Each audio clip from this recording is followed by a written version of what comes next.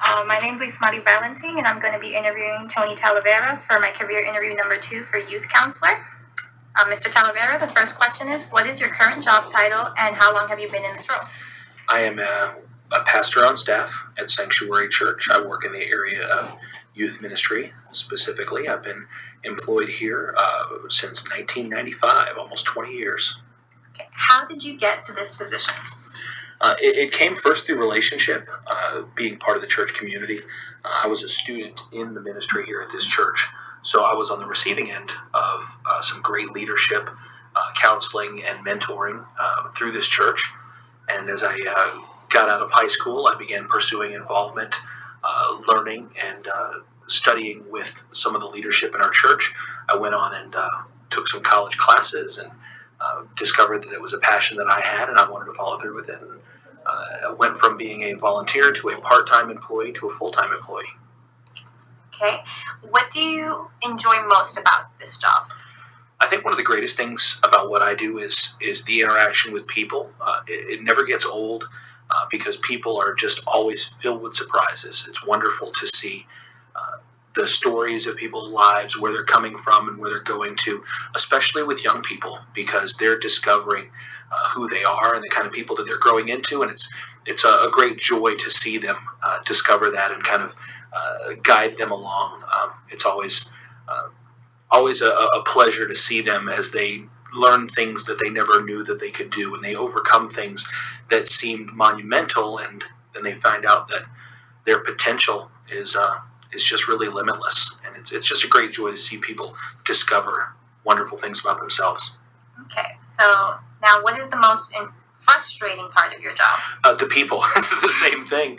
It's so funny because people are always filled with the potential for hope and also for disappointment. I think that's one of the things that makes us all wonderful, is that we sometimes succeed and sometimes fail, and it's always frustrating when you walk through the process with somebody and you begin to see them and you see the potential that they have and you see the opportunities that they have, and then they make some choices that cause them to fall short of that potential.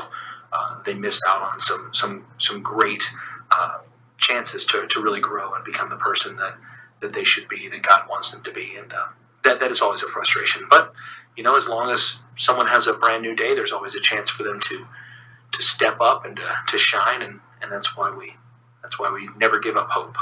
That's nice. Okay. Do you work in a team or independent environment? Well, we're part of a leadership team. Everything that we do builds on each other. We're there for support and encouragement, and to care for people together. But in my specialty, which is working with students, we have raised up student leaders, former teenagers that have become young adults themselves, and they're instrumental and vital in developing relationships and helping to mentor our teens. So it's definitely a team. Sometimes I'm a co-leader, sometimes I'm a team leader, but yeah, definitely all hands on deck. All right. And what was your major when you were in college? My major was communications and education. I ended up shifting away from the education part when I realized this was the direction I was going, but communications, and then I had a heavy emphasis in theology and Bible study. Okay. Did you always know that this is what you wanted to do? Since I was 13 years old. Since the very first night I walked into a church youth service, I walked out saying, I can do this. I want to do this. And that's really only ever been plan A for me. Awesome. All right. Now describe the career path to this job. My career path for this job was just being in the right place at the right time. But I think it comes from, your passion applied, taking advantage of every opportunity in any kind of service-based line of work. You really have to have the heart to be able to help with anybody, to be able to serve everybody. And so that was really the starting point. Then obviously education is paramount. The more you know, the more you can help people grow, the more you can exercise your care for people, and it opens up doors of opportunity. So education, availing yourself of opportunity, networking is very, very huge. And I think that path is just really, for me, it's a God-led thing. For me, I believe that there's a bit of a divine appointment to it. So but you just have to take every opportunity to learn and to experience so many different things. And then when the doors open up, you have to be willing to take those opportunities.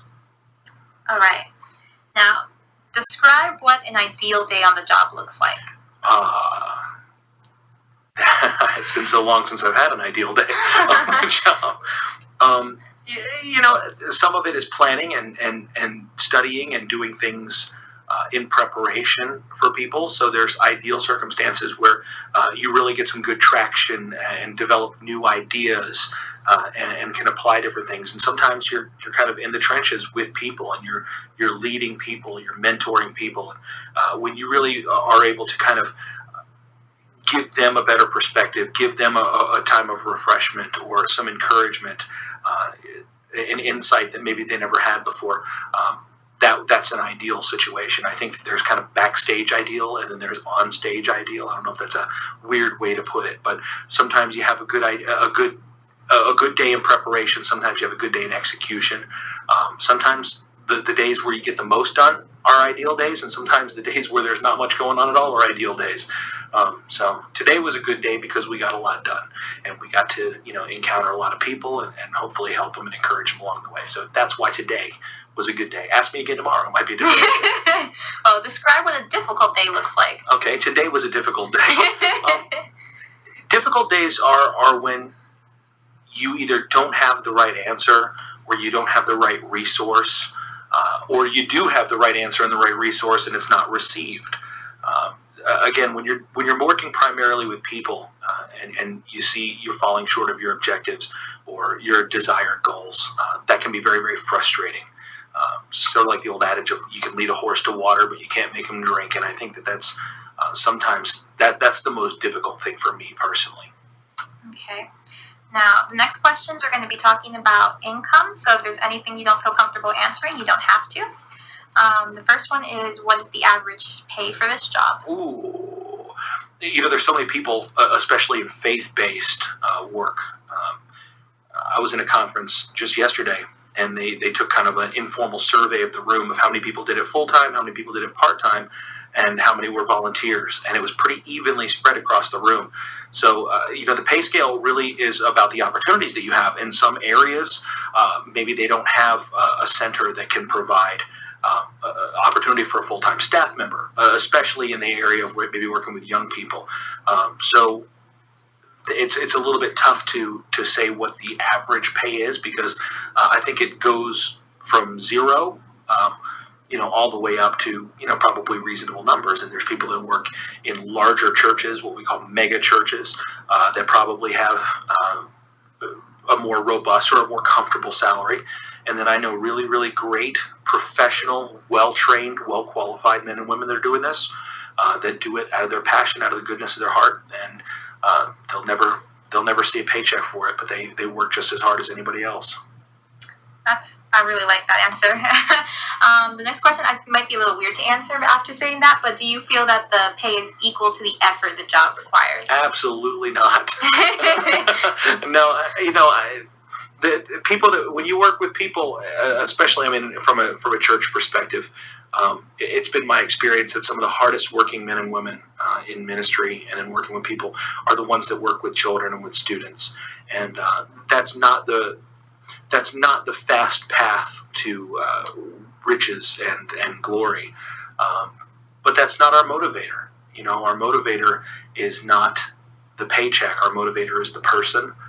And, from my perspective, I believe that there are eternal dividends that balance the reality of it out. I believe that if I've been found faithful in caring for people and loving people and showing people the love of God, that ultimately it'll all come back to me. Maybe not today, but. Mm-hmm.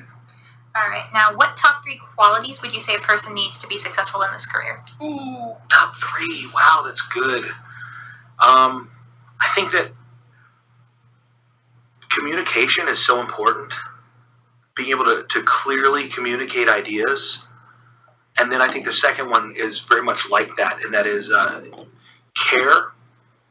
Being able to empathize and sympathize with people, having a genuine heart of care. I don't think people really care how much you know until they know how much you care. I didn't make that up, but I wish I did.